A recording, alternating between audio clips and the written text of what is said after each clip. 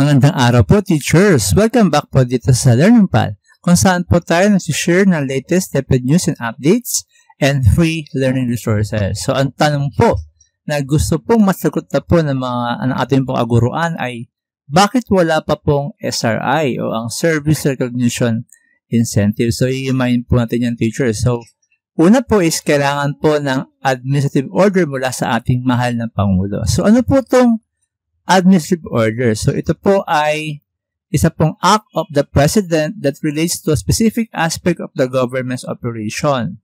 So, ito po yung mga example. No? Authorize the grant of one-time gratuity pay up to 5,000 pesos. So, the DBM or the Department of Budget Management is responsible for formulating and implementing the national budget and ensuring that government funds are used efficiently and responsibly.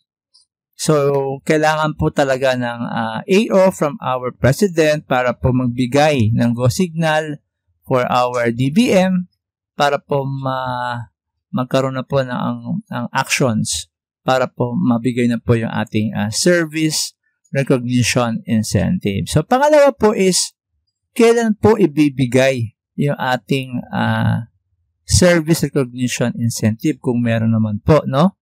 So, kailangan po natin balikan yung mga history ng pagbibigay po ng SRI para po mabigyan po tayo ng linaw kung meron ba talaga, kung aasa pa po ba, kung nasa time frame pa po yung pagbibigay po ng ating SRI. So, punta po tayo sa mga nilabas po na budget circular ng DBM. So, nung 2019, ito po yung ating na-research. Ito po, Guidelines on the One-Time Service Recognition Incentive for Fiscal Year 2019.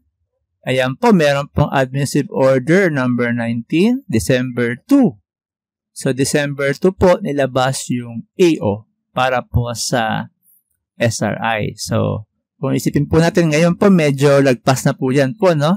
Pero check po natin yung iba pong mga budget circular. So, next po is noong 2020, ayan po, naglabas din po ang ating DBM at meron po yung AO, Administrative Order number 37 at ito po ay dated December 18.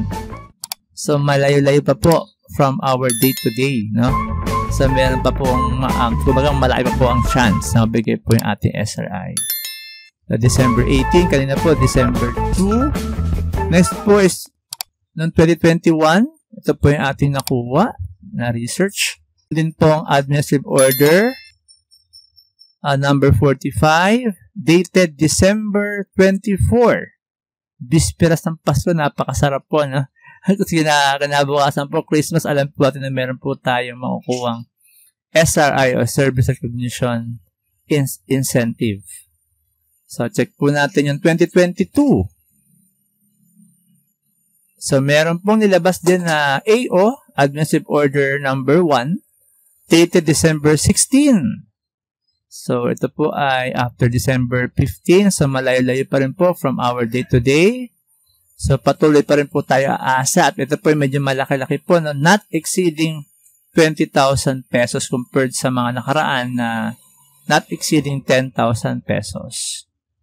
And then, ito po yung pinaka-latest, SRI 2023. We have Administrative Order number 12, dated December 7. So, ano po ang date ngayon, teachers? So, nakakakilig po ba?